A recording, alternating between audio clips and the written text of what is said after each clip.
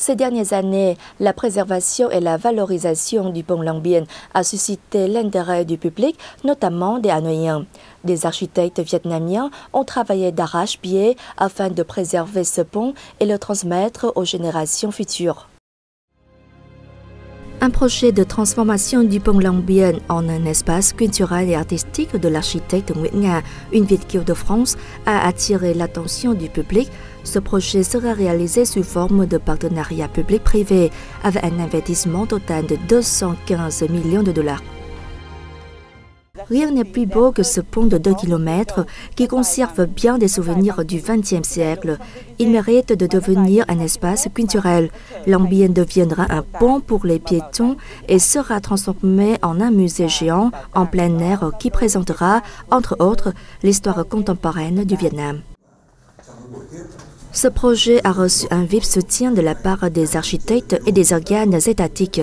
Le pont deviendra un site touristique historique attirant à la fois des visiteurs nationaux et étrangers. Cependant, sa mise en œuvre rencontre encore certaines difficultés. Il y aura des défis car le pont est actuellement une voie de communication empruntée par de nombreux de roues chaque jour, ce qui est le plus gros problème. Une implication des branches et secteurs concernés est nécessaire. Le pont Long Bien a été le témoin muet de l'histoire de la capitale durant plus d'un siècle.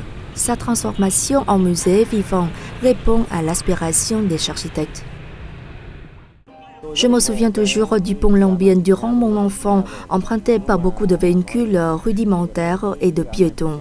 Il a été bombardé plusieurs fois, mais il est toujours ici comme un témoin historique inébranlable. Après plus d'un siècle, a assuré sa fonction de voie de communication entre les deux rives du fleuve Rouge. Le pont montre d'importants signes de dégradation et doit être rénové. Il mérite de devenir un musée vivant, une destination touristique et culturelle de Hanoï.